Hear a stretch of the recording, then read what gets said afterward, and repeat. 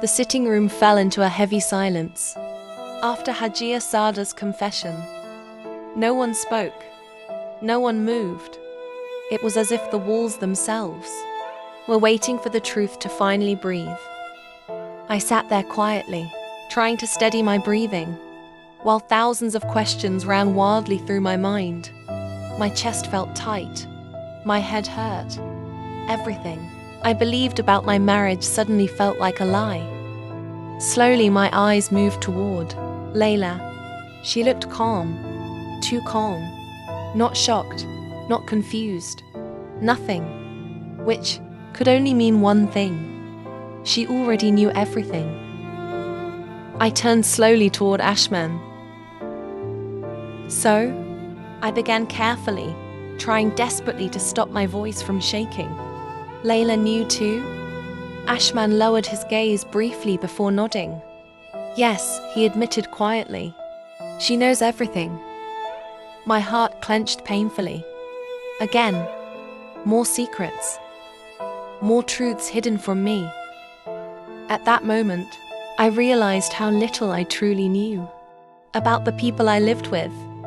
I inhaled slowly before looking directly at him again, never to repeat it.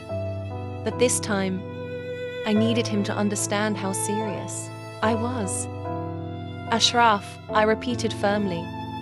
Do I need to know everything? My fingers tightened around my jilbab. Every secret, every truth. Do I deserve an explanation for all of this? Before he could speak, Layla suddenly cut in. I don't think there's any need for explanations, she said dismissively. Just leave our lives peacefully. Ashman and I are destined together, that's why we had a child. My patience snapped immediately. Layla, I wasn't talking to you, I said sharply. I was talking to Ashraf. The room grew tense. Keep your opinions to yourself, dan Allah haba mana, I added angrily. Hajia Sodi sighed softly. Atiyatullah, you have every right to be angry, she said gently. But you need to calm down. I swallowed hard. I am calm, Mama, I replied quietly, though my heart was anything but calm. Please, let Ashraf speak. I didn't look at anyone. I couldn't. Ashman finally spoke after a long silence. You deserve to know the truth, Atiya, he said quietly. His voice carried guilt. I know I haven't been the best husband to you. And I'm sorry. I stayed silent. A long time ago, I developed a medical condition, he continued. One that made it almost impossible for me to father a child. The words settled heavily in the room. Layla knew everything from the beginning, he admitted. She was my friend before anything else, and she stayed beside me despite it all. He paused briefly. I wanted to marry her back then, but she wasn't ready to settle down yet. She was also living outside the country at the time. I listened quietly, my heart aching more with every word. So when I got married to you, I told her everything, he continued. And she said she would still remain with me no matter what.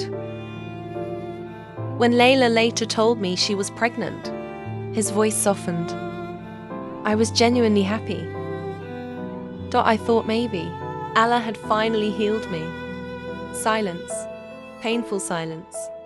I convinced you to use Aisha for the shares because I knew waiting for you to conceive might take too long, he admitted shamefully. And maybe I believed I was only destined to have Aisha.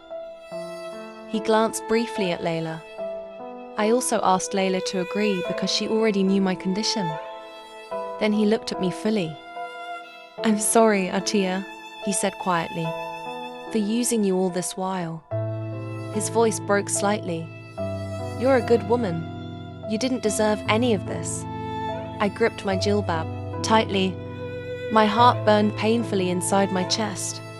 So all this time, I was nothing more than a pawn in their arrangement? A tool? A sacrifice? a convenient solution. How foolish had I been? Before I could even process my thoughts properly, Layla suddenly spoke again. "Well, now you know the truth," she said coldly. Her tone irritated me instantly. "At least Allah gave me the miracle," she continued proudly. "Look at you with all your holiness and over-righteousness, where's the result?" Looked at her slowly. "You're just here feeding off Ashman's wealth." She spat harshly. "Just like your greedy mother." Slap. The sound echoed loudly through the room. Everyone froze. Even me. My palms still burned from the force of it. Layla held her cheek in shock. My chest rose heavily as I stared directly at her. "You can insult me all you want," I warned coldly, "but never ever bring my parents into your conversations again." Without another word, I turned to leave for my room upstairs. But suddenly, a loud cry echoed through the house. "Aisha!" We all froze before rushing upstairs. Immediately. The moment we entered the room, my heart nearly stopped. Aisha was lying on the floor, in a pool of blood. Broken pieces of glass surrounded her tiny body. My hands trembled instantly. We had all assumed she was asleep. No, one realized she had woken up and started playing alone. Layla was fond of leaving cups and plates carelessly around the house. And now, this, Aisha, Layla screamed, rushing toward her daughter. Everything afterward became chaotic. We rushed Aisha to the hospital. Immediately, the cut was deep, too deep. The doctors worked quickly while Layla cried uncontrollably beside Ashman. After some time, the doctor stepped out. "She has lost a lot of blood," he said urgently. "We need a blood donor immediately." Without hesitation, Ashman volunteered first. But after testing, he wasn't a match. Layla tried too. Still not a match. Then, I stepped forward. The nurses carried out the test quickly. And this time, it matched perfectly. After the blood donation, we were all called into the doctor's office again. The doctor looked unusually serious.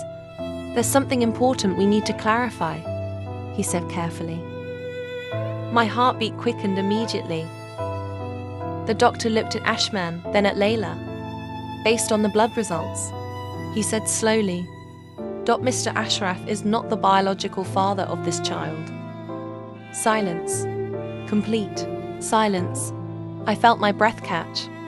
My eyes moved slowly toward Layla, then toward Ashman. My mind spun wildly. What exactly was going on?